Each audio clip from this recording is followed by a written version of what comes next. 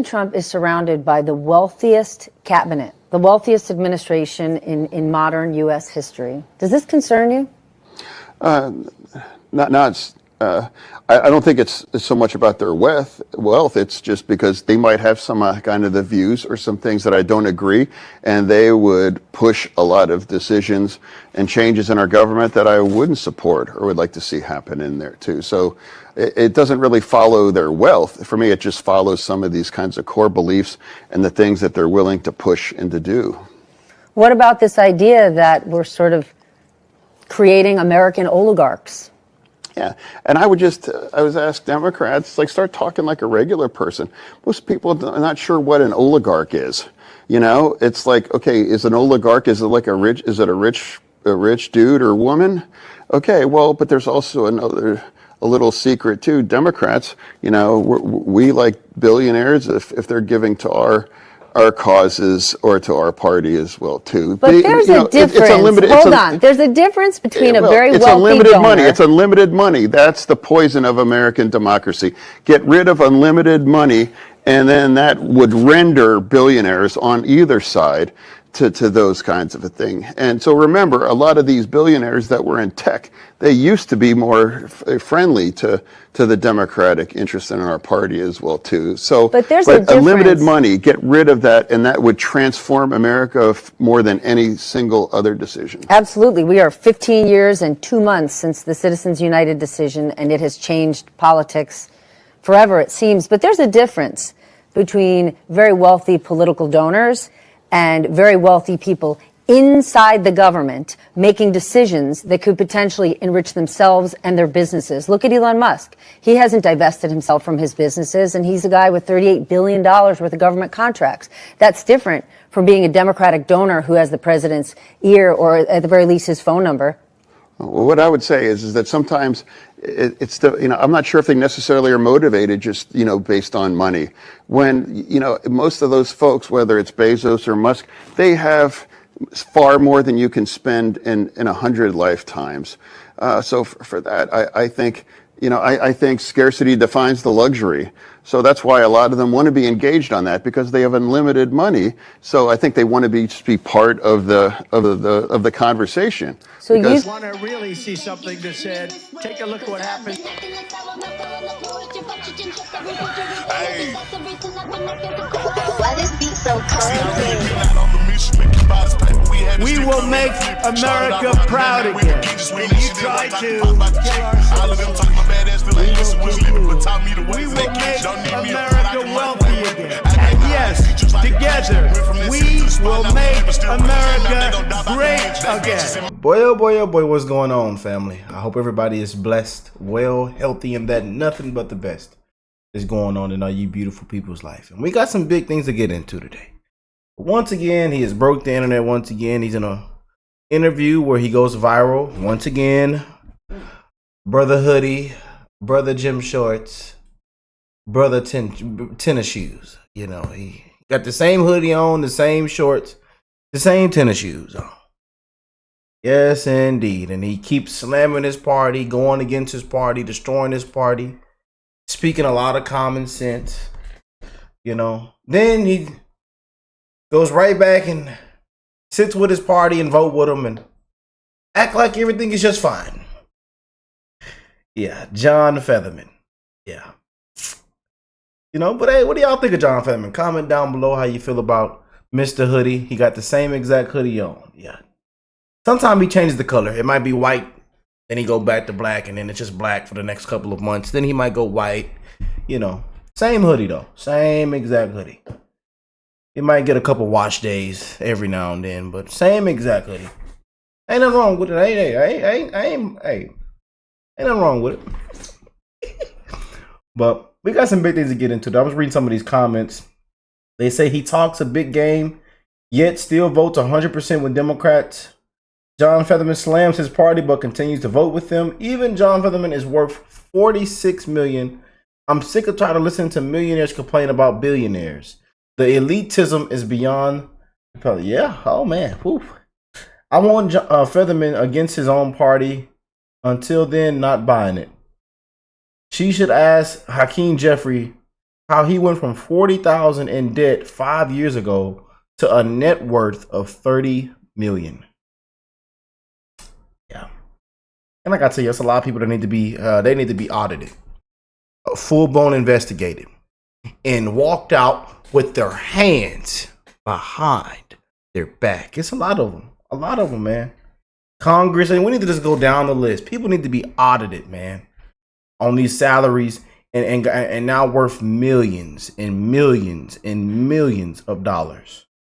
You know, our money gone, wasted, abused, stolen, theft, people with their hands in the cookie jar.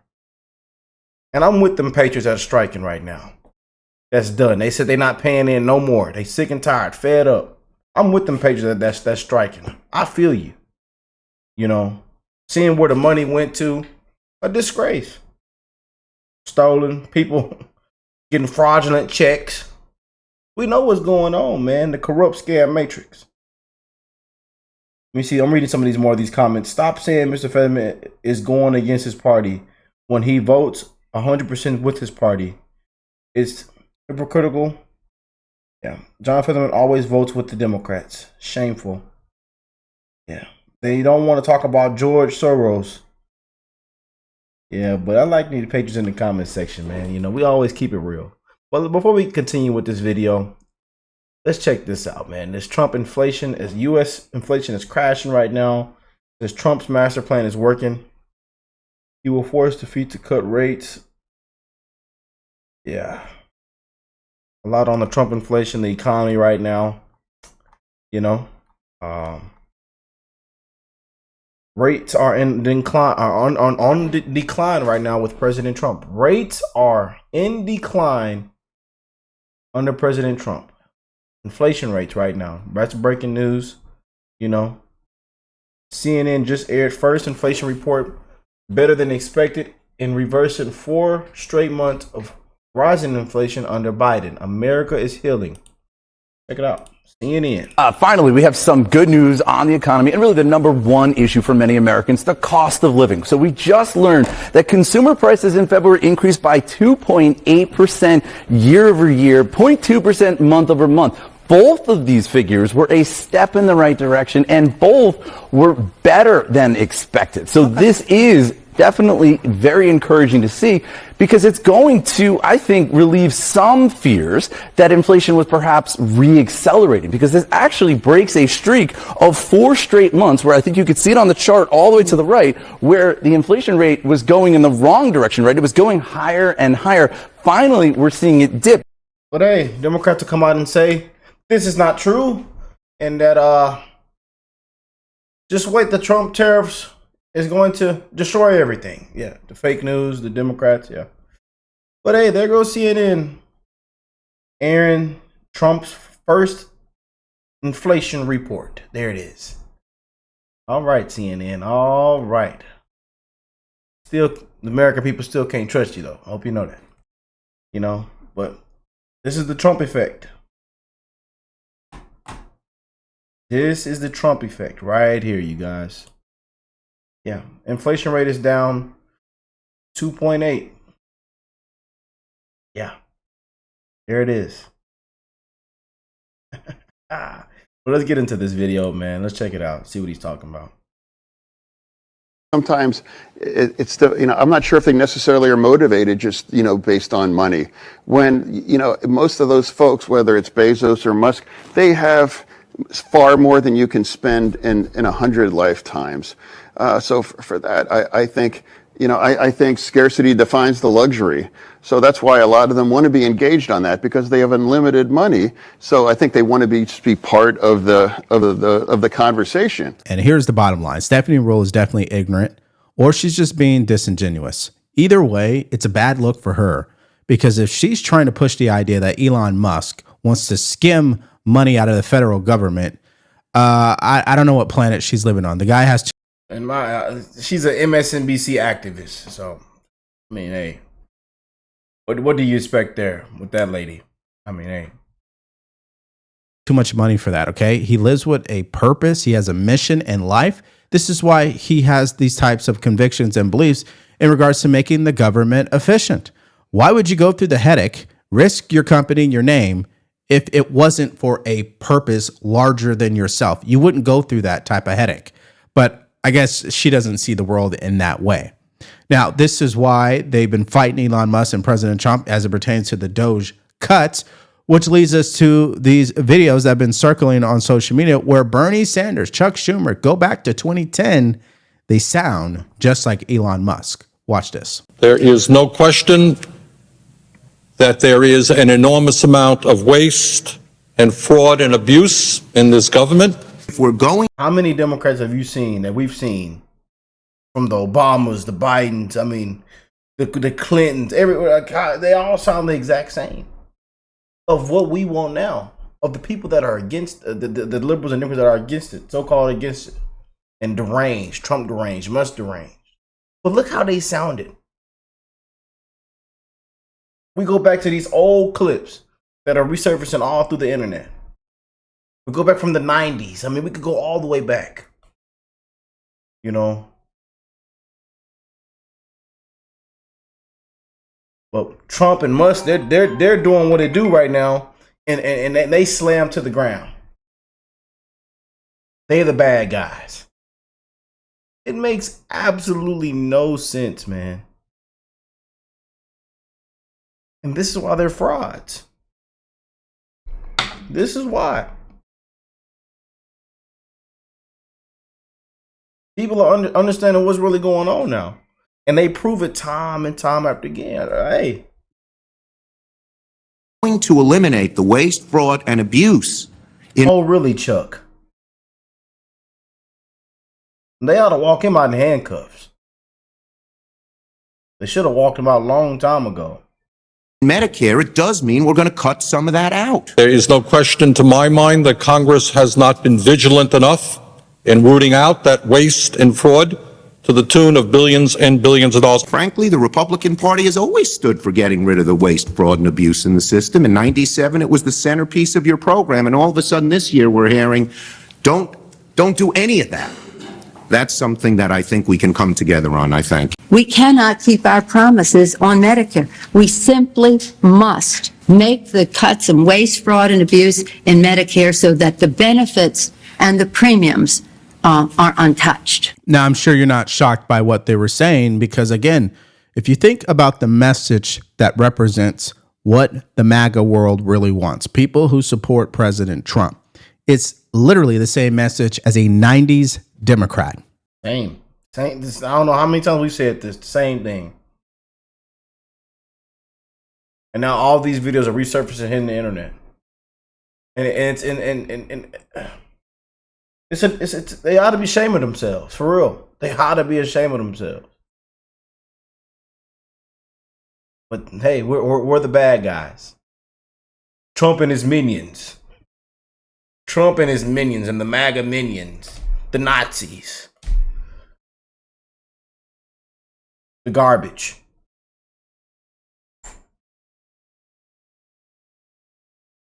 Okay. And that's the irony in all of this, is that the Democratic Party is arguing against what their ideals used to be. And it's mainly because progressives have hijacked the party. Yep. And that's why you see people continuing to go on MSDNC and cry about being fired.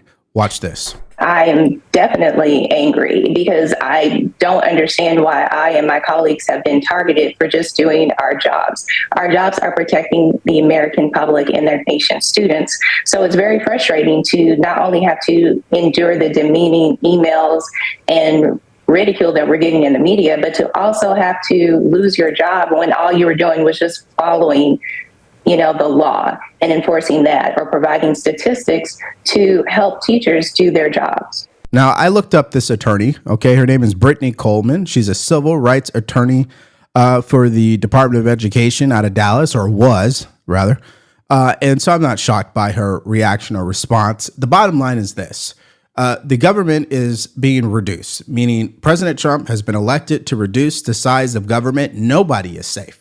And I don't understand why they can't get that through their head. And of course, we can acknowledge that this is a disruption for those individuals, especially personally. Maybe they had things planned that they were going to purchase. People get fired every single day. What makes them more special than people in the private sector? Just because they work for the federal government?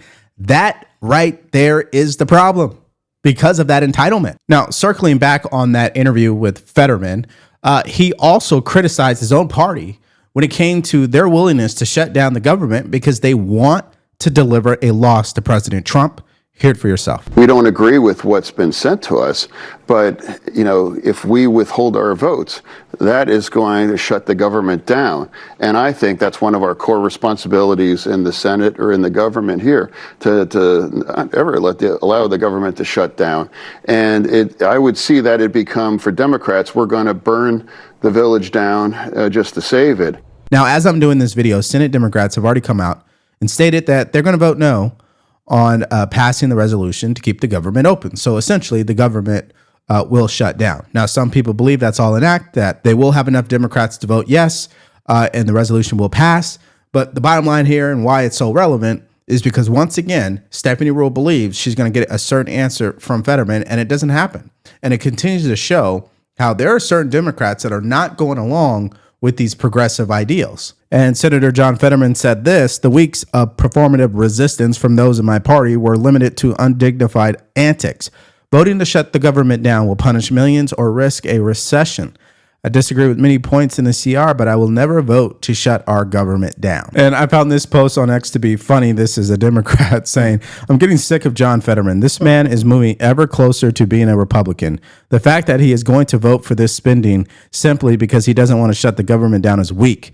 This bill is a disaster, and I would rather they shut down than take a poison pill that hurts everyone. There is the logic for Democrats, ladies and gentlemen. And it's just so fascinating that Fetterman is literally contradicting also the House Minority Leader, Hakeem Jeffries, because he just came out and said this. 5 days ago, House Democratic leadership, Catherine Clark, Pete Aguilar, myself, all of us came out strongly against the partisan Republican spending bill. I'm sick of seeing and hearing this clown. I really am. I don't know why they call him a leader. I don't know why.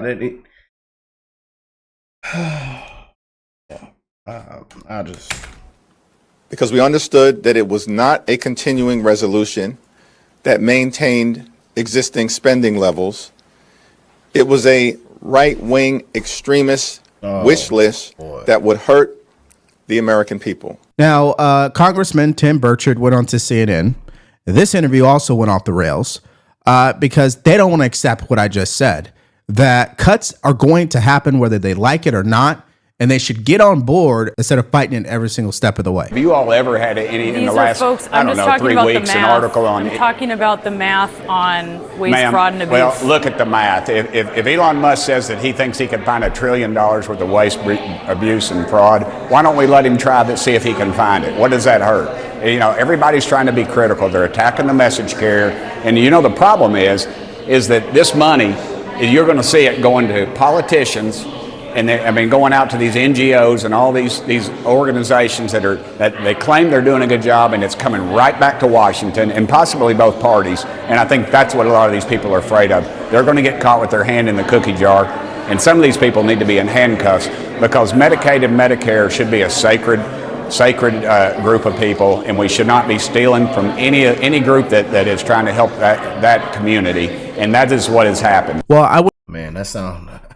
And they ought to just stop bringing Tim on CNN. I don't know why they keep. He come on there and just shut it down every single time. Kind of sounds like the stuff that we've been preaching, like the last 500,000 some videos we've done, and we all sound the exact same, man. And there's people that got caught when they've gotten caught with their hands in the cookie jar, and I just want to see arrests made. I want to see full blown investigations, audits of individuals. I want to just see people walked out with their hands behind their back, man. For real. And Trump, we got to shut some things down, sir. Trump, we have to shut some of these things. We have to shut a lot of this stuff down. We got to end some of this crap, man. We really do.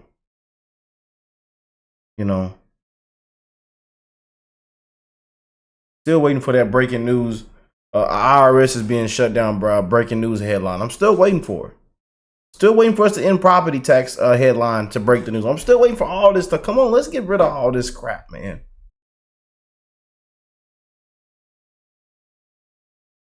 People are being ripped out their shoes, man. Beat down to their knees.